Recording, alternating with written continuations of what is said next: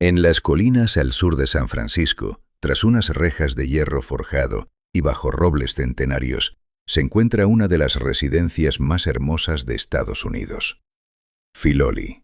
Con 56 habitaciones y 16 acres de jardines formales, un nombre que surge de un credo personal: luchar por una causa justa, amar a tu prójimo, vivir una buena vida. Cada año más de 400.000 visitantes recorren estos terrenos. Admiran la simetría del jardín hundido, la precisión de los yew irlandeses, la elegancia de una mansión que parece encarnar todo lo que la Edad Dorada aspiraba a ser. Pero bajo esa belleza hay una historia mucho más compleja.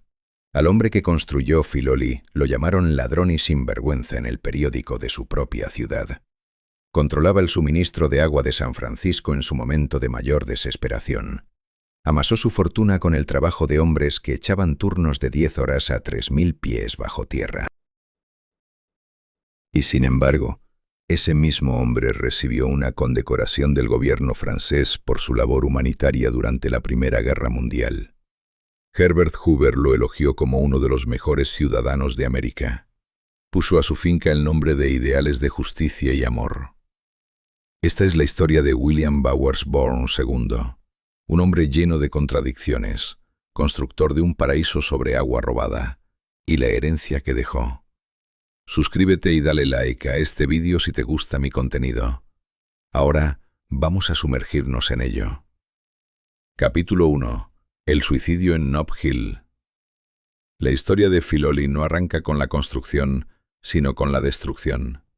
No con un nacimiento, sino con una muerte, y no en las suaves colinas de Woodside, sino en Nob Hill, en San Francisco, durante la primavera de 1874. William Bowers Bourne, padre, lo había hecho todo bien, o eso parecía. Llegó a San Francisco en plena fiebre del oro, como miles de jóvenes atraídos al oeste por la promesa de riqueza. Pero a diferencia de los mineros que se rompían la espalda en ríos helados, Bourne entendió que el verdadero dinero no estaba en encontrar oro. Estaba en vender cosas a los que lo buscaban. Empezó con un pequeño negocio de mercancías, luego pasó a productos secos. Y conforme crecía su capital, se metió en el negocio que marcaría el futuro de su familia: las inversiones mineras. Para la década de 1860, Bourne padre había tomado el control mayoritario de la Empire Mine en Grass Valley, a unos 60 millas al noreste de Sacramento. Era una de las minas de oro en roca dura más antiguas y profundas de California. El tipo de inversión que podía enriquecer a una familia por generaciones o arruinarla por completo. Por un tiempo pareció que iba a ser lo primero. La Empire Mine hizo rico a Bourne padre. Rico como para construir una mansión en Nob Hill, esa cumbre exclusiva donde los barones del ferrocarril y los reyes de la plata erigían sus palacios. Rico como para moverse en los círculos más selectos de la sociedad de San Francisco. Rico como para darle a sus hijos todas las ventajas que el dinero pudiera ofrecer. Él y su esposa Sarah tuvieron 4 hijos. El mayor era William hijo, nacido en 1857. Luego vino Frank, 2 años menor, y 2 hijas, Sarah e Ida. Debería haber sido una vida dorada, y por un tiempo lo fue. Pero en 1872, la tragedia golpeó a la familia por primera vez. El pequeño Frank, de solo 10 años, murió por las heridas de una caída. Los detalles se han perdido en la historia, pero el dolor fue imborrable. Sarah Bourne, la madre, nunca se recuperó del todo, y parece que su marido tampoco. En los años tras la muerte de Frank, la Empire Mine empezó a flaquear. El oro fácil cerca de la superficie ya se había extraído. Las vetas más profundas eran más difíciles de alcanzar, más caras de explotar. Los costes se dispararon, los ingresos bajaron. William Bourne padre, que lo había construido todo sobre esa única inversión, vio cómo su fortuna se le escapaba de las manos. Para 1874, la situación era crítica. La mina luchaba. Las deudas se acumulaban. La mansión en Nob Hill, ese símbolo del éxito, se había convertido en un monumento a la ansiedad financiera. La mañana del 5 de mayo de 1874, encontraron a William Bowers Bourne padre en el baño de su casa en Nob Hill. Había recibido un disparo. Una revólver estaba cerca.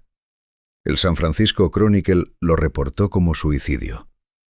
La investigación inicial del forense pareció confirmar esa conclusión. Un hombre bajo presión financiera. Una familia ya marcada por la muerte de un hijo. El arma en su propia mano. Pero entonces pasó algo inusual. Se convocó una segunda investigación, y esta vez el veredicto fue distinto. Muerte accidental. ¿Qué cambió entre la primera y la segunda pesquisa? El registro histórico es frustrantemente incompleto. Tal vez surgió nueva evidencia. Tal vez el estatus social de la familia influyó en el proceso. El suicidio acarreaba un estigma enorme en la América victoriana, afectando no solo la reputación del difunto, sino el lugar de la familia en sociedad e incluso sus reclamaciones de seguros. Lo que sabemos con certeza es esto. William Bowers Bourne, padre, murió a los 51 años. Su viuda Sarah se quedó con una mina en quiebra, deudas crecientes y 3 hijos supervivientes. El mayor, William Mijo, tenía solo 17 años y estaba a 3.000 millas de distancia estudiando en la Universidad de Cambridge, en Inglaterra. El telegrama que le llegó en la primavera de 1874 traía una noticia que iba a alterar por completo su existencia. Su padre había fallecido. La fortuna familiar pendía de un hilo. La mina Empire, ese pozo insaciable, costoso y cada vez menos productivo en la tierra, ahora era su carga. La mayoría de los jóvenes de 17 años ante algo así se habrían asustado. Habrían vendido lo que se pudiera y tratado de rescatar lo que quedara de la riqueza de la familia, o se habrían refugiado en el anonimato cómodo de una herencia modesta, aunque menguada. William Bowers Bourne II no hizo nada de eso, al menos no de inmediato. Se quedó en Cambridge 4 años más para acabar sus estudios. Aprendió, esperó, planeó, y en 1878, con 21 años, regresó por fin a California para encarar su herencia. Lo que halló fue una mina que los expertos daban por acabada, una fortuna que los expertos consideraban perdida, un futuro que los expertos veían solo como un declive inevitable. Los expertos, como se demostró después, se equivocaban. Capítulo 2. Cavando más hondo de lo que nadie se atrevía. Cuando William Bourne llegó a la mina Empire en 1879, se topó con un desastre. Los pozos estaban inundados. El agua se filtraba por la roca más rápido de lo que las antiguas bombas lograban sacarla. El mineral a 12.200 pies, la profundidad máxima que nadie había alcanzado, se había agotado. La Beta Oir, que había enriquecido a su padre, parecía haber entregado sus últimos secretos. Tenía 22 años. Llevaba un apellido familiar y una mina que aparentaban no valer nada. Hizo algo inesperado. Reorganizó la empresa, creó la original Empire Mill and Mining Company y proclamó que pretendía excavar más abajo de los 1.200 pies, en profundidades que los mineros de California nunca habían intentado. Pero no podía hacerlo solo. Necesitaba hombres que supieran de minería en roca dura a niveles que superaban todo lo probado en el oeste americano. Necesitaba tecnología que aún no existía en California. Encontró ambas cosas en Cornualles. Durante más de 1000 años, los hombres de Cornualles, en el suroeste de Inglaterra, habían extraído estaño y cobre de la tierra. Generación tras generación, habían perfeccionado métodos para descender más, para bombear agua, para sobrevivir bajo tierra. Cuando corrió la voz de que California buscaba mineros de roca dura, los cornualleses acudieron, trajeron sus habilidades. Trajeron algo llamado bomba cornuallesa, un motor de vapor capaz de extraer 18.000 galones de agua al día de los pozos inundados. Con esa sola innovación, la mina Empire pudo ser drenada y reabierta. Para 1890, la población de Grass Valley era un 85% cornualleses. La mano de obra de la mina Empire era un 90% hombres de Cornualles, tipos que se llamaban entre sí Primo Jack y entendían la roca de formas que los mineros americanos no comprendían. William tomó otra decisión en 1881. Contrató a su primo de 19 años, George Starr, para que trabajara como mucker, el puesto más bajo en la mina, cargando escombros rotos en los carros de mineral. George Starr tenía talento. En solo 6 años ascendió de mucker a minero, a jefe de turno y a superintendente de toda la operación. Introdujo taladros de aire comprimido en 1890, una década entera antes de que la mayoría de los competidores adoptaran la tecnología. Modernizó los métodos de extracción. Hizo que el imperio fuera famoso entre ingenieros de todo el mundo. Bajo la gestión de Starr y el capital de Bourne, los pozos superaron los 1.200 pies, luego los 2.000, luego los 3.000. Cada nivel desvelaba nuevas vetas de oro. El riesgo había dado frutos. William Bourne había convertido un fracaso inundado en una de las minas de oro más productivas de California. Pero el triunfo y la explotación iban de la mano. Los mineros cornualleses que forjaron la fortuna de Bourne trabajaban turnos de 10 horas, 6 días a la semana. Ganaban $3 al día. Los taladros de aire comprimido que Starr introdujo generaban nubes de polvo de roca que llenaban los túneles de partículas de sílice. Los mineros inhalaban ese polvo año tras año. Muchos desarrollaron silicosis, una enfermedad pulmonar que destruía poco a poco su capacidad para respirar. No había tratamiento, no había compensación. En 1888, una explosión arrasó los edificios en superficie.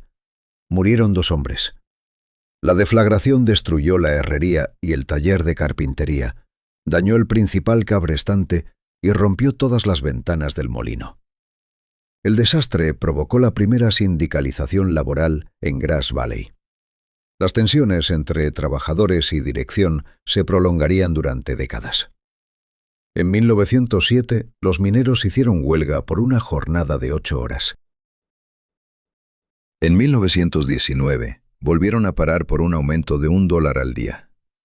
Los periódicos de San Francisco celebraban a William Bourne como un capitán de la industria, un hombre que había desafiado a los escépticos y construido un imperio desde un pozo inundado. No escribían sobre los hombres que tosían sangre en las casas de huéspedes, ni sobre las viudas que no recibían nada cuando sus maridos morían bajo tierra. A principios de los 1900, William Bourne era uno de los hombres más ricos de California. La mina Empire lo había enriquecido más allá de lo que su padre jamás soñó. Y con esa riqueza surgió la oportunidad de controlar algo incluso más valioso que el oro: el suministro de agua de toda una ciudad. Capítulo 3. El tirano del agua. En 1860, un hombre llamado George Enen fundó una empresa denominada Spring Valley Water Works. En solo 5 años, esta compañía se había tragado a todas sus competidoras y había creado un monopolio sobre el suministro de agua de San Francisco, un monopolio que se mantendría durante 70 años. Los métodos de la empresa eran despiadados. Armados con el poder de expropiación forzosa, los dueños de Spring Valley obligaron a vender tierras privadas por una fracción de su valor. Acumularon más de 100,000 acres de cuencas hidrográficas en toda la península. Contrataron a ingenieros que también asesoraban a los mismos financieros que controlaban la compañía, garantizando que cada decisión sobre infraestructuras beneficiara siempre al mismo círculo reducido de personas. Hacia la década de 1910, Spring Valley se había convertido en la mayor empresa privada de agua de Estados Unidos. También era odiada. Los habitantes de San Francisco pagaban 24 céntimos por cada 1,000 galones. Los de Los Ángeles, abastecidos por una utilidad municipal, solo desembolsaban 10. La diferencia no pasaba desapercibida. Las familias se las veían y se las deseaban para pagar las facturas del agua, mientras los accionistas recogían dividendos. El San Francisco Chronicle convertía a los ejecutivos de Spring Valley en blancos habituales, retratándolos en viñetas editoriales como villanos que exprimían el dinero a la gente corriente. William Bourne vio una oportunidad en ese odio. En 1906, un terremoto devastó San Francisco. A las 5 minutos de las 12 de la madrugada del 18 de abril, la falla de San Andrés se movió. Los edificios se derrumbaron, las calles se agrietaron y bajo esas calles las tuberías de agua se rompieron en pedazos. El terremoto mató a cientos, pero fue el incendio el que arrasó la ciudad. Las cañerías de gas rotas prendieron fuego por todo el centro. Los bomberos corrieron a las bocas de riego y se encontraron con que no salía ni una gota. El sistema que Spring Valley había construido para abastecer a 400.000 personas falló justo en el momento en que más se necesitaba. Durante 3 días, San Francisco ardió. Las llamas devoraron más de 25.000 edificios. Cuando el humo se disipó, más del 80% de la ciudad era escombros. Más de 3.000 personas habían muerto. Spring Valley no había provocado el terremoto, pero ese fallo se convirtió en un símbolo. La ciudad empezó a planear un nuevo sistema que traería agua desde el valle de Hetch Hetchy a 160 millas de distancia, obviando por completo a Spring Valley. Con el precio de las acciones de la compañía por los suelos y su futuro en el aire, Bourne compró una participación mayoritaria en 1908 y se convirtió en presidente. El Chronicle replicó llamándolo ladrón y sinvergüenza por sus tarifas de agua. Bourne respondió que la empresa merecía un retorno razonable sobre sus inversiones y que se preparaba para el crecimiento futuro de la población. Ese argumento no convenció a nadie que tuviera que pagar una factura de agua. Lo que hacía la postura de Bourne especialmente llamativa era su aparente indiferencia hacia la opinión pública. En 1906, el mismo año del terremoto, encargó al arquitecto Willis Polk que diseñara un templo del agua donde convergían 3 tuberías subterráneas. El templo estaba inspirado en una estructura romana antigua. Contaba con 12 columnas corintias y un techo de terracota. Era a todas luces precioso. Un hombre que erige templos al agua, mientras lo tildan de ladrón del agua, es o bien supremamente confiado, o bien absolutamente sordo a las críticas. Quizás las dos cosas. Durante 2 décadas, Bourne luchó contra el proyecto de Hetch Hetchy y defendió las tarifas de Spring Valley. Exprimió hasta el último dólar posible del suministro de agua de San Francisco, hasta que la ciudad compró finalmente la compañía en 1930 por casi $40 millones. Para entonces ya había levantado su mayor monumento. No un templo, sino una finca. La tierra para esa finca provenía de los terrenos de Spring Valley, 654 acres en las colinas del condado de San Mateo. Tierra de la compañía, tierra de la empresa de agua. La llamaría Filoli. Capítulo 4. Construyendo el sueño. Willis Polk no era un hombre fácil. Había declarado la quiebra en 1897. Paseaba por las calles de San Francisco con un bastón en la mano, fumaba puros, tocaba el banjo y una vez se hizo izar en una viga de acero a 10 plantas de altura sobre la calle Market para esquivar a un inspector de obras que quería detenerlo. Un contemporáneo lo describió como poseedor de los ojos de una ardilla salvaje y muy malvada. Aún así, para 1915, era uno de los arquitectos más influyentes de California. Entre sus obras destacaban el rascacielos más alto de San Francisco, el edificio Halliday de fachada acristalada que influiría en la arquitectura moderna durante décadas y una serie de elegantes mansiones georgianas para las familias más adineradas de la ciudad. Polk llevaba diseñando edificios para William Bourne desde 1896, cuando creó la mansión Bourne en Webster Street, en Pacific Heights. Al año siguiente llegó la cabaña en la mina Empire, un retiro veraniego construido con rocas de desecho extraídas de la propia mina. Los dos hombres se entendían a la perfección. Polk sabía cómo transformar las ambiciones de Bourne en ladrillo y piedra. Bourne sabía cómo pagar. En 1915, Bourne le encargó algo más grandioso que todo lo que habían intentado hasta entonces. Una finca campestre en 654 acres al extremo sur del lago Crystal Springs. La tierra pertenecía a la Spring Valley Water Company. Bourne estaba construyendo su retiro privado en un terreno que controlaba su propia corporación. Un terreno reunido a lo largo de décadas mediante expropiaciones forzosas y adquisiciones agresivas. Independientemente de lo que dijeran los periódicos sobre sus tarifas de agua, o de lo que insinuaran las viñetas editoriales acerca de su personalidad, él respondería edificando en piedra y cemento. No se trataba de una mera defensa, sino de una afirmación rotunda. Tenía 58 años. Su único hijo había fallecido un día después de nacer, hacía más de 3 décadas. Su hija se había casado y mudado a Irlanda. Agnes, su esposa desde hacía 34 años, deseaba una casa de campo donde pudieran recibir visitas sin la carga de la alta sociedad de San Francisco. Bourne anhelaba algo más profundo. Escribió que planeaba dedicar el ocaso de su existencia a supervisar personalmente el desarrollo de la finca. Allí le confesó a un amigo que esperaba rejuvenecer. El terreno que eligió se hallaba en un valle protegido, bajo la sombra de secuoyas costeras y robles, con vistas que se extendían por el embalse hasta las colinas lejanas. Un arroyo cruzaba la propiedad. El lugar era perfecto para la mansión de estilo inglés que imaginaba. También se ubicaba casi exactamente sobre la falla de San Andrés. Bourne lo sabía. Y aún así, construyó. Polk ideó unos cimientos reforzados capaces de resistir la actividad sísmica, fusionando la formalidad georgiana con elementos prácticos de California. Un tejado de tejas españolas en lugar de pizarra, muros de estuco adaptados al clima, proporciones clásicas calculadas para un suelo inestable. El resultado fue una mansión que encajaba en 2 mundos. La tradición inglesa reinterpretada para el confín occidental de un continente. La obra movilizó a más de 100 obreros durante 3 años. El proyecto se salió del presupuesto, costando al final $425,000, unos 8 o 10 millones de hoy en día. Y esa cifra solo cubría la casa en sí.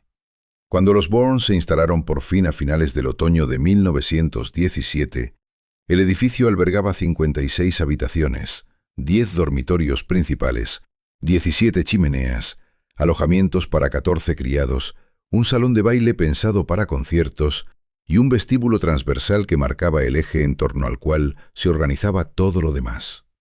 Bourne la bautizó Filoli. La palabra desconcertaba a los visitantes hasta que el asistente de Bourne resolvió el enigma. Era un acrónimo formado por las 2 primeras letras de cada frase en el lema personal de Bourne. Luchar por una causa justa. Amar al prójimo. Vivir una buena vida. Un hombre que había pasado 4 décadas batallando por oro y agua, cuya relación con los demás había generado huelgas obreras y condenas periodísticas, había nombrado su finca con ideales de justicia y amor. Si aquello representaba una aspiración, un autoengaño o algo más intrincado, Bourne nunca lo aclaró. Lo que había levantado hablaba por sí solo. La casa emergía del valle con la seguridad del dinero antiguo, aunque esa fortuna apenas contaba una generación. Willis Polk había forjado algo que sobreviviría a cualquier debate sobre su dueño. Un monumento que despertaba admiración sin importar cómo se hubiera financiado su elección. Bourne pensaba pasar allí el resto de sus días, velando por el desarrollo de jardines y terrenos, recibiendo a amigos, rejuveneciendo bajo el sol californiano. Los jardines tardarían otros 5 años en acabarse, y a Bourne le quedaría mucho menos tiempo del que suponía. Capítulo 5. La finca. La casa y los jardines de Filoli se concibieron como una composición única.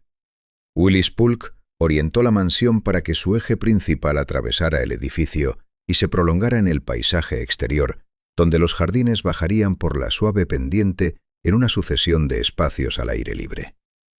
Para el diseño del jardín, los Bourne recurrieron a Bruce Porter, que no era paisajista de formación, sino un artista con talentos que iban desde el vidrio pintado hasta murales y esculturas. Porter nunca había Tacklin algo de esa envergadura, pero captaba la proporción, la luz y la conexión entre estructura y espacio. Definió los fundamentos del jardín, los muros, las setas, los senderos axiales, la forma en que cada recinto se abriría al siguiente. Su inspiración provenía de modelos renacentistas italianos, una formalidad geométrica adaptada al clima de California. Para las plantaciones, Porter colaboró con Isabella Ward, una horticultora cuya familia tenía profundas raíces en el condado de Marin. Su abuelo, James Ross, había llegado durante la fiebre del oro y adquirido una concesión de tierra mexicana. La ciudad de Ross lleva su nombre. En 1888, Isabella y sus hermanas habían fundado un negocio de diseño floral en San Francisco, elaborando composiciones para las familias más acaudaladas de la urbe.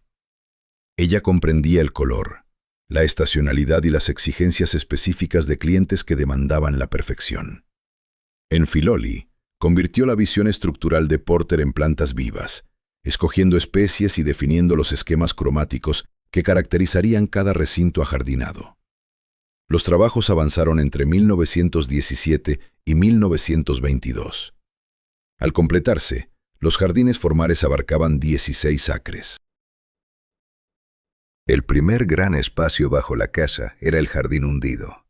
Un césped rectangular rodeado de setos podados, con 2 olivos flanqueando un estanque reflector en su centro. El estanque contenía 8.000 galones y estaba plantado con nenúfares.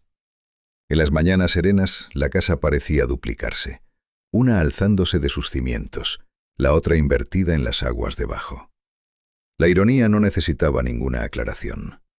El presidente de la Spring Valley Water Company, el tipo que cobraba tarifas exorbitantes a los sanfranciscanos por cada galón, había levantado una finca donde el agua solo servía para adornar.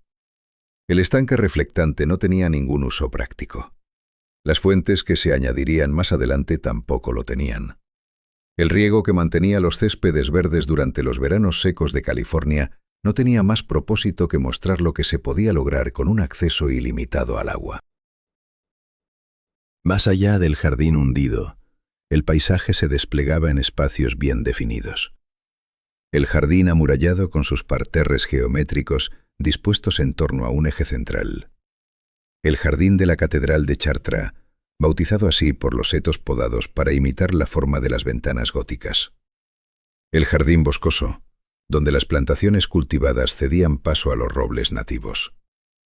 Cada uno de esos espacios ofrecía colores distintos, luces diferentes, atmósferas variadas. Un visitante podía pasar horas recorriéndolos, pero Foley estaba pensado para funcionar además de impresionar. Detrás de los jardines formales, había zonas de trabajo donde se cultivaban verduras y flores de corte para la casa. El personal de 14 personas necesitaba alimentarse. Las cenas requerían centros de mesa. La mansión precisaba un flujo constante de flores frescas para llenar todas sus estancias.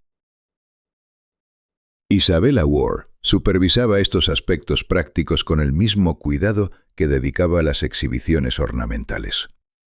La finca se extendía mucho más allá de las áreas cultivadas. Las 654 acres completas abarcaban bosques de secuoyas de la costa, arboledas de robles, praderas abiertas y el arroyo que había atraído a Bourne al lugar. Senderos serpenteaban por ese paisaje más salvaje, proporcionando una escapada de la formalidad de los jardines hacia algo más cercano a la California que existía antes de que hombres con dinero llegaran para transformarla. Para 1922, la obra esencial ya estaba terminada. La casa y los jardines operaban tal como Bourne los había imaginado, como una composición unificada donde la arquitectura y el paisaje se reforzaban mutuamente, donde la formalidad del viejo mundo se encontraba con la abundancia del nuevo, donde una fortuna extraída del oro y el agua se había convertido en algo que aspiraba a la permanencia. William Bourne tenía 65 años. Había construido exactamente lo que se había propuesto. Pero en agosto del año anterior, algo había ocurrido que redefiniría su vínculo con este lugar que había creado. había sufrido un derrame cerebral. Capítulo 6. El héroe que nadie esperaba. En agosto de 1914, William Bourne se hallaba en Inglaterra cuando empezaron los disparos. El asesinato de un archiduque en Sievo había desencadenado una reacción en cadena por toda Europa. Y para el 4 de agosto, Gran Bretaña había declarado la guerra a Alemania. Bourne se encontró en Londres en el peor momento imaginable, junto con unos 100.000 turistas estadounidenses más que habían estado pasando el verano por el continente. Los turistas quedaron varados. Los bancos no honraban sus cartas de crédito. Los barcos habían dejado de cruzar el Atlántico. Los hoteles estaban desbordados. En el Seavoy, una operación de socorro improvisada empezó a tomar forma en el vestíbulo y los pasillos. El hombre que la organizó era un ingeniero de minas de 40 años llamado Herbert Hoover. Bourne conocía a Hoover desde hacía tiempo. Ambos tenían raíces en el mundo minero de California. Hoover había empezado su carrera en el condado de Nevada, no lejos de la Empire Mine, y los dos hombres se habían cruzado antes de la guerra. Ahora trabajaban codo con codo en las oficinas caóticas del Seavoy, tramitando papeles, organizando préstamos, asegurando pasajes en los buques que aún podían hacer la travesía.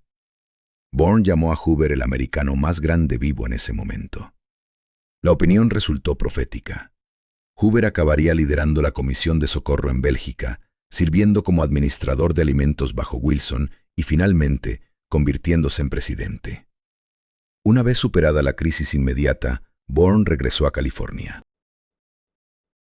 Pero no podía olvidar lo que había presenciado. La magnitud de la guerra, la devastación que ya se reportaba desde Bélgica y Francia, la carnicería incomprensible en el frente. Esas cosas exigían una respuesta.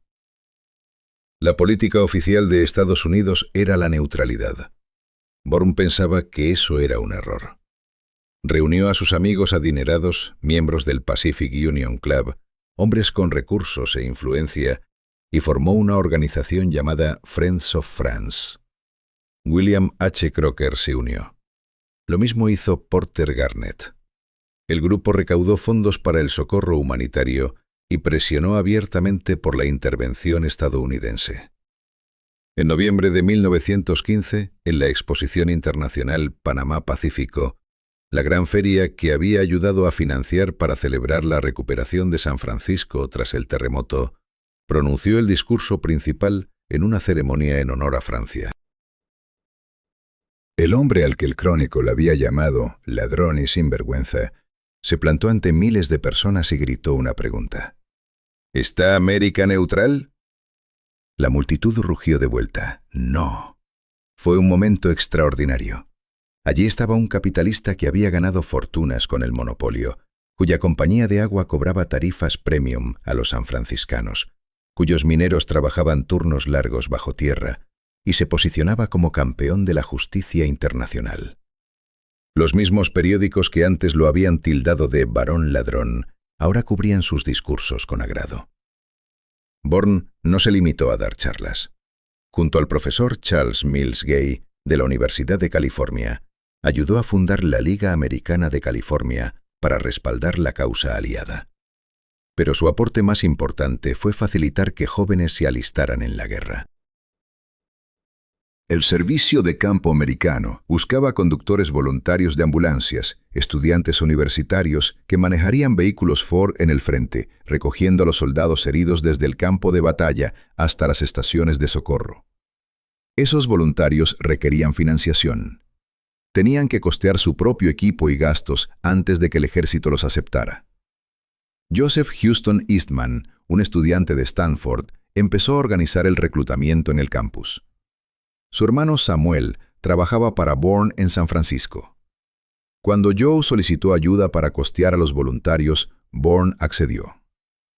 En Berkeley, el profesor Gay llevó la campaña al gimnasio Harmon, donde repitió ante los estudiantes reunidos la pregunta de Bourne.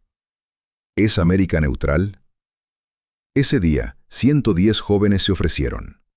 Para abril de 1917, cuando Estados Unidos entró por fin en la guerra, un grupo de reclutas californianos estaba listo para partir. Los amigos de Francia organizaron una cena de despedida en el Hotel Palace. Días después, 12.000 personas se congregaron en el Centro Cívico de San Francisco para la ceremonia de envío. 2.500 estudiantes de Berkeley desfilaron desde el edificio de la Ferry. 1.000 llegaron de Stanford. Los voluntarios sirvieron en Verdún, en Champaña, en el frente del Aisne. Condujeron entre bombardeos de artillería y ataques de gas, transportando heridos por caminos destrozados por las explosiones. Algunos recibieron la Croix de Guerre por su valor. Otros no regresaron. El 11 de noviembre de 1918 se firmó el armisticio. El 30 de julio de 1920, William Bourne fue nombrado oficial de la Légion d'honneur por sus servicios a Francia durante la guerra. También le otorgaron la Reconnaissance Française, una medalla concedida solo a 38 estadounidenses. El San Francisco Chronicle informó de los honores sin ironía. El hombre al que una vez caricaturizaron como ladrón de agua se había convertido en un humanitario condecorado. Las contradicciones de su carácter no se habían resuelto. Simplemente se habían ampliado para abarcar nuevo terreno. Bourne tenía 63 años. Había levantado una finca, salvado una mina de oro, monopolizado el agua de una ciudad y ayudado a enviar jóvenes a luchar por Francia. El gobierno francés lo había reconocido. Los periódicos se habían ablandado. Su lugar en la historia de California parecía asegurado. Pero el derrame que sufrió el verano anterior lo había cambiado todo. El hombre que antes bajaba a pozos mineros y cruzaba océanos, ahora se desplazaba por Folly en una silla de ruedas. El resplandor posterior que había imaginado, décadas supervisando personalmente su finca, rejuveneciendo en su paraíso privado, resultaría muy distinto a lo planeado. Pasaría los siguientes 15 años observando desde las ventanas. Capítulo 7. La conexión irlandesa. Ya hemos visto que la hija de William Bourne se casó con un irlandés y se mudó al otro lado del Atlántico. Pero la historia de cómo ese matrimonio acabó moldeando dos fincas en extremos opuestos del mundo merece contarse completa. Arthur Rose Vincent era un juez colonial británico que volvía de Shanghái cuando conoció a Ma Bourne en un transatlántico. Tenía 33 años, de una familia anglo-irlandesa con sede en Summerhill House, en el condado de Clare. Había servido en África Oriental, Zanzíbar, Siam y China, recorriendo los puestos del imperio como un joven con un título en Derecho de Trinity College Dublin y ambiciones que superaban su sueldo. Según los estándares de su clase, era respetable pero no rico. Ma tenía 26. Lo que ocurrió entre ellos en ese viaje se perdió en la historia, pero cuando el barco llegó a San Francisco, algo estaba decidido. El 30 de marzo de 1910 se casaron en la iglesia episcopal de St. Matthews, en San Mateo. William Bourne se enfrentó a un problema inmediato. Su nuevo yerno estaba destinado a Zanzíbar. La solución de Bourne fue, como siempre, directa. Compró Micros House y sus 11.000 acres circundantes en los lagos de Killarney, en el condado de Kerry. El precio fue de 60.000 libras. Regaló la finca a los recién casados como obsequio de boda. Arthur dimitió del Foreign Office. La pérdida de Zanzíbar fue la ganancia de Irlanda. Micros era una mansión de 65 habitaciones al estilo Tudor, construida en la década de 1840, situada en una península entre dos de los famosos lagos de Killarney. La reina Victoria se había alojado allí en 1861, un evento que casi arruinó los dueños anteriores, que gastaron sin medida para preparar la visita real. La finca incluía bosques antiguos de robles, vistas a las montañas y algunos de los paisajes más celebrados de Irlanda. Para los Bourne, Micros se convirtió en una segunda casa. Cruzaban el Atlántico con regularidad, pasando meses con su hija, yerno y más tarde 2 nietos. Elizabeth Rose, nacida en 1915, y Arthur William Bourne, nacido en 1919. La influencia iba en ambas direcciones. Cuando se planeaba Folly, Mucros sirvió de modelo. El estilo georgiano adaptado a California. La relación entre la casa y el paisaje, esa sensación de un mundo autosuficiente. Estos elementos se inspiraban directamente en lo que los Bournes habían vivido en Irlanda. Pero el vínculo más palpable se ve hoy en los jardines. Los tejos irlandeses que bordean los senderos de Filoli, más de 200 de ellos, con sus formas oscuras y columniformes que salpican el paisaje, se cultivaron a partir de esquejes traídos de Macross. Los Bournes llevaron esos esquejes a California y los cuidaron en la cabaña Empire de Grass Valley antes de plantarlos en Filoli. Todo visitante que pasea entre esos árboles recorre un lazo vivo con el condado de Kerry. Entre 1911 y 1932, los Vincent invirtieron más de $110,000 en mejorar los jardines hundidos de Macross, los jardines rocosos y el paisajismo que transformó los terrenos. Las dos fincas evolucionaron en paralelo, una fortuna estadounidense remodelando paisajes en lados opuestos del mundo. Arthur Vincent se convirtió en una figura destacada de la vida irlandesa. Fue alto sheriff de Kerry en 1915. Durante los años turbulentos de la independencia y la guerra civil, navegó la transición del dominio británico al Estado Libre, terminando por servir en el Seanad. Para Ma, Macross era un hogar de verdad. Algo que California nunca llegó a ser del todo. En Irlanda había encontrado una vida a su medida. Señora de una gran finca, madre de 2 hijos, esposa de un hombre que la había elegido a ella por encima de su carrera. Las travesías siguieron, pero su corazón se quedó en Kerry.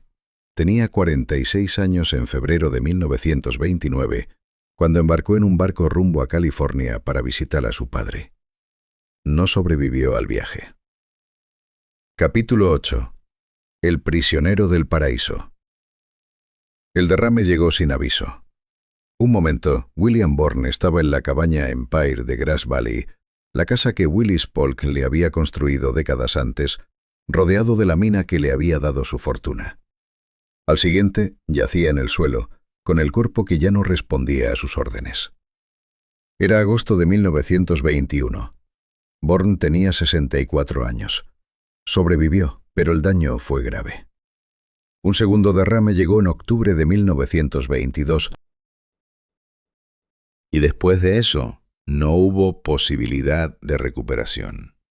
El hombre que había bajado a pozos mineros, cruzado océanos, levantado un imperio de oro y agua, pasaría el resto de su vida en una silla de ruedas.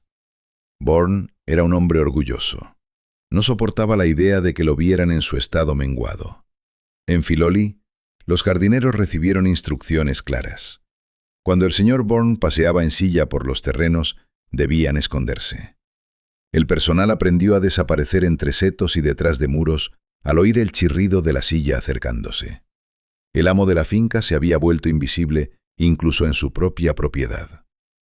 La mayoría de las mañanas, si el tiempo lo permitía, Bourne pedía que lo llevaran al lugar alto, el punto elevado en el extremo sur del jardín donde terminaba el sendero de tejos. Desde allí podía bajar la vista sobre los jardines formales, los prados y, a lo lejos, el lago Crystal Springs. Era la mejor panorámica de la propiedad. Y era todo lo que le quedaba de la vida activa que había imaginado. El crepúsculo que había soñado, con 40 o 50 años supervisando personalmente el desarrollo de la finca, rejuveneciendo en su paraíso privado, solo duró exactamente 4 años. Para 1924, estaba claro que Bourne no viajaría más. Nunca volvería a Macross, no vería a sus nietos en Irlanda, no caminaría por los caminos que había ayudado a crear en Kerry. Agnes, viendo el tormento de su marido, propuso una solución. Si William no podía ir a Irlanda, Irlanda vendría a él. Encargaron a Ernest Peixoto, un artista estadounidense famoso por sus murales, que capturara Macross en lienzo. El contrato se firmó en octubre de 1924 por $25,000. Peixoto pintaría 5 grandes murales para el salón de baile, convirtiendo la sala más grandiosa de Filoli en una visión permanente de la finca irlandesa que Bourne ya no podía visitar. Hubo un problema. Peixoto nunca había visto Filoli. Viajó primero a Macross, donde pasó meses con su familia, esbozando la casa, los lagos, las montañas, la luz que caía sobre el paisaje de Kerry. Capturó la cascada de O'Sullivan, la vista sobre el lago Macross, la finca misma elevándose de sus jardines. Luego regresó a su estudio en Nueva York para pintar los murales en lienzos enormes. Para asegurarse de que encajaran en el espacio que nunca había pisado, Peixoto construyó un maquette, un modelo en miniatura detallado del salón de baile de Filoli, basado en los planos del arquitecto. Pintó versiones pequeñas de sus murales en las paredes de esa sala a escala de casa de muñecas, ajustando proporciones y composiciones hasta que todo armonizara. El maquette pasó de generación en su familia durante décadas. Nadie supo qué era hasta años después, cuando los descendientes de Peixoto vieron la película Heaven Can Wait y reconocieron el salón en pantalla. Los murales se instalaron en 1925. Bourne podía sentarse ahora en su silla de ruedas en el salón de baile de 70 pies de largo y ver Irlanda rodeándolo, los lagos, las montañas, la casa donde vivía su hija, el paisaje que había aprendido a amar. Fue un gesto magnífico y desgarrador a la vez. Las pinturas siguen allí hasta hoy. Ese mismo año, Bourne realizó otro gesto hacia un futuro que no compartiría. Encargó al arquitecto George Washington Smith que diseñara una mansión de estilo revival español en Pebble Beach, Panamá, una casa en California donde pudiera hospedarse cuando viniera de visita desde Irlanda. La bautizó como Ailo, que significa refugio. La casa se terminó en 1924, aguardando a una hija que nunca llegaría a tener la edad suficiente para necesitarla. El imperio empresarial empezó a encogerse. En 1929, Bourne vendió la mina Empire a la Newmont Mining Corporation. La mina que lo había iniciado todo, la propiedad en la que su padre había invertido y que él había salvado de la ruina, salió para siempre de las manos de la familia. El oro siguió fluyendo. El imperio funcionaría hasta 1956, pero a Bourne ya le daba igual. Su hija había muerto ese febrero y nada más parecía importar. Las fiestas continuaron en Folly, pero los Bourne ya no asistían a ellas. Agnes había desarrollado diabetes en 1932 y quedó recluida en su dormitorio al final norte de la casa. William se quedó en sus habitaciones. Sus hermanas organizaban los encuentros, manteniendo las apariencias para una casa cuyos dueños se habían retirado prácticamente de la vida. La última cena que ofrecieron los Bourne fue el 24 de noviembre de 1933, una celebración por la derogación de la prohibición que los invitados llamaron la Cena de los Borrachos. La hermana de Bourne, Ida, actuó como anfitriona. William y Agnes se quedaron arriba durante casi 15 años. Tras su primer derrame cerebral, William Bourne vivió como un prisionero en el paraíso que había creado. Podía ver los jardines desde sus ventanas. Lo llevaban en silla de ruedas hasta el lugar alto para observar cómo cambiaba la luz sobre el lago. Podía sentarse en el salón de baile, rodeado de pinturas de un país que nunca volvería a visitar. Lucha por una causa justa. Ama a tu prójimo. Vive una buena vida. El credo seguía vigente, pero ponerlo en práctica se había convertido en algo muy distinto de lo que él había imaginado. Capítulo 9. 4 tumbas en una colina. El telegrama llegó a Folly en febrero de 1929. Maud había muerto. Iba cruzando el Atlántico con sus 2 hijos, viajando de Irlanda a California para visitar a su padre enfermo. En algún punto de ese viaje, el mismo trayecto que había hecho docenas de veces antes, contrajo neumonía. Para cuando el barco atracó en Nueva York, estaba gravemente enferma. El 12 de febrero falleció. Tenía 46 años. Su cuerpo fue colocado en un tren y transportado a través del continente hasta California. En Folly, comenzaron los preparativos para un entierro que nadie había previsto tan pronto. William Bourne, confinado a su silla de ruedas, observaba cómo los trabajadores subían a la pequeña Knoll al oeste de la casa, una ladera desnuda con vistas claras sobre el valle hasta el lago Crystal Springs. Allí crearon un cementerio para su hija. La lápida sería una cruz celta, una copia de la que se erigía en las ruinas de la abadía de Muckross, en Irlanda. Incluso en la muerte, las dos fincas quedarían unidas. El hijo pequeño, que había muerto un día después de nacer en 1882, fue exhumado de donde quiera que lo hubieran enterrado y trasladado para reunirse con su hermana. El cementerio familiar de los Bourne ahora albergaba 2 tumbas. No tardaría en tener 4. Las pérdidas que siguieron a la muerte de Ma llegaron en rápida sucesión.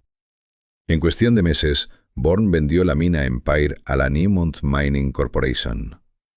La mina de oro que lo había iniciado todo, la propiedad en la que su padre había invertido y que él había salvado de la ruina 40 años antes, salió de las manos de la familia.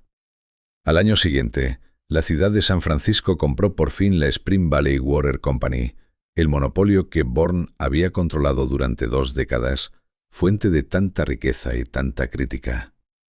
La venta se venía gestando desde hacía años, desde que la ciudad empezó a construir el sistema HCHHCH. Pero ahora Bourne ya no tenía ganas de pelear. En 1932, los Bourne y Arthur Vincent tomaron una decisión sobre Muckross. La finca se había vuelto demasiado cara de mantener, demasiado dolorosa de visitar, demasiado llena de recuerdos de la mujer que la había convertido en un hogar. Se la ofrecieron al gobierno irlandés como un memorial a Ma. El regalo era extraordinario. 11.000 acres de algunos de los paisajes más hermosos de Irlanda, incluyendo la casa, los jardines, los lagos y las montañas del otro lado. Se convirtió en el Bourne Vincent Memorial Park, el primer parque nacional del Estado Libre irlandés, la base de lo que crecería hasta formar el Parque Nacional de Canny. La finca que William Bourne había comprado como regalo de boda para su hija pertenecería para siempre al pueblo irlandés. Arthur Vincent fue nombrado para el Seyanat en 1931. Se quedó en Irlanda varios años más antes de mudarse finalmente a Mónaco, donde pasaría la mayor parte del resto de su vida. Está enterrado en Killigi, un pequeño cementerio cerca de Muckross, donde la cruz celta erigida por los arrendatarios de la familia Herbert domina la finca que una vez llamó hogar. En Foley, la casa se contrajo en torno a sus habitantes menguados. Agnes había desarrollado diabetes en 1932 y quedó confinada en su dormitorio. William permaneció en su silla de ruedas, atendido por el personal, visitado de vez en cuando por sus hermanas. Las fiestas siguieron celebrándose.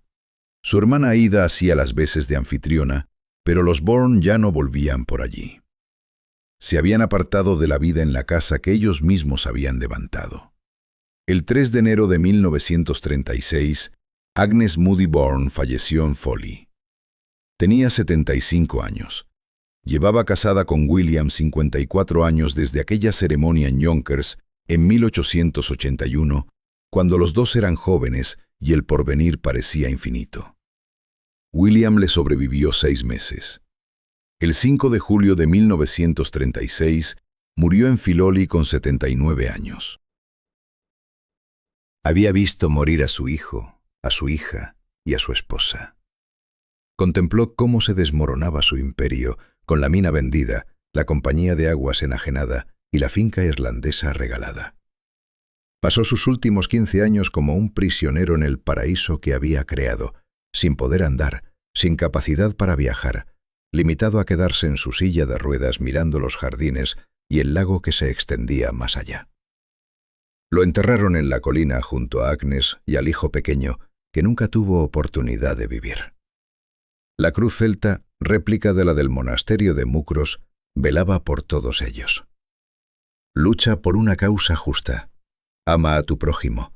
Vive una buena vida. El lema perduraba, grabado en el sentido del nombre de la finca. Pero la familia que le había dado sentido había desaparecido. En 1981, la hija de Ma, Elizabeth Rose, la nieta nacida en Mucros en 1915, fue enterrada en la parcela familiar. La línea Bourne en Foley se había extinguido. La casa quedó vacía, aguardando a que alguien más le diera un propósito.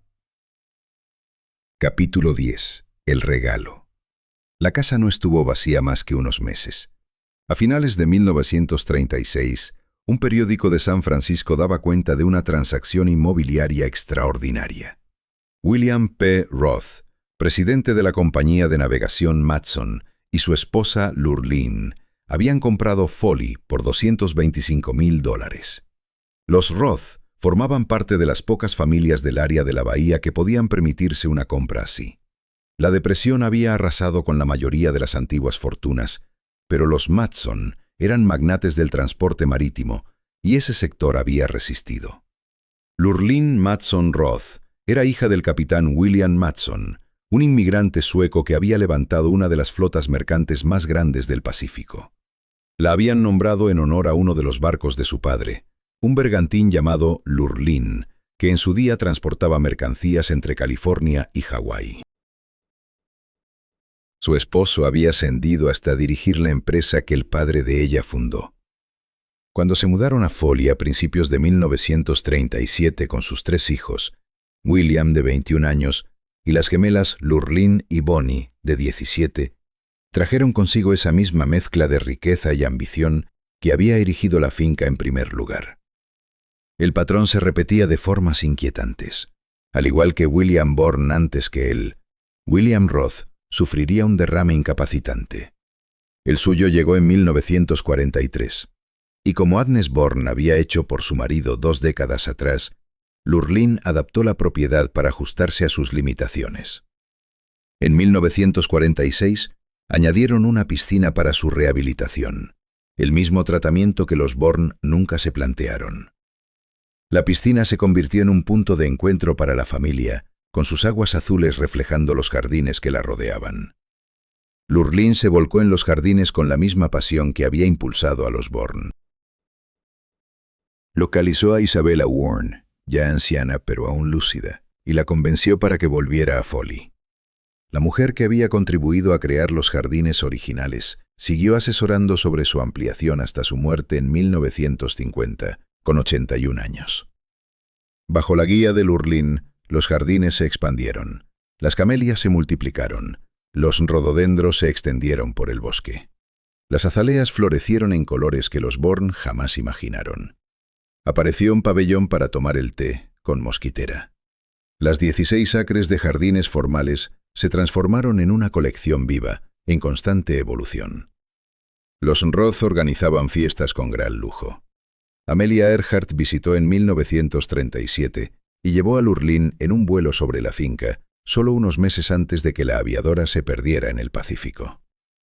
El pianista polaco Ignacy Paderewski tocó en el salón de baile donde aún colgaban los murales irlandeses de Ernest Peixoto. En 1939, las hijas gemelas debutaron en sociedad en una fiesta tan fastuosa que los periódicos contaron que las habían lanzado al mundo como transatlánticos de lujo. Una metáfora perfecta para la dinastía naviera. William Roth murió en 1963 con 83 años. Lurleen tenía 73. Podría haber vendido la finca en ese momento. Podría haberse ido a algo más pequeño y manejable. En vez de eso, se quedó. Sola en la casa de 56 habitaciones, siguió cuidando los jardines, mejorándolos, compartiéndolos con visitantes de sociedades botánicas y clubes de jardinería de todo el mundo. En 1973 recibió la medalla al servicio distinguido de los Garden Clubs de América. 2 años después, con 85 años, tomó una decisión que marcaría el futuro de Foley para siempre. Habían encontrado un comprador para la finca. Pero al enterarse de que los nuevos dueños no permitirían el acceso público, de que los jardines que ella había cultivado durante casi 4 décadas se cerrarían a los visitantes, rechazó cerrar el trato. En lugar de conservarlo para sí misma, ella donó Foley por completo al National Trust for Historic Preservation, junto con una dotación de $2,4 millones para garantizar su cuidado. Foley es demasiado hermoso para ser privado, declaró. La finca abrió al público en 1975. Lorraine Matson Roth falleció una década después, el 4 de septiembre de 1985, justo un día tras su 95 cumpleaños. Había sobrevivido a su esposo por 22 años y dedicó ese tiempo a asegurar que la casa que William Bourne había construido perteneciera a todo el mundo. Las cámaras llegaron casi de inmediato. En 1978, Warren Beatty rodó Heaven Can Wait en Foley, corriendo por los jardines en las escenas iniciales. La película recibió 9 nominaciones a los Oscar.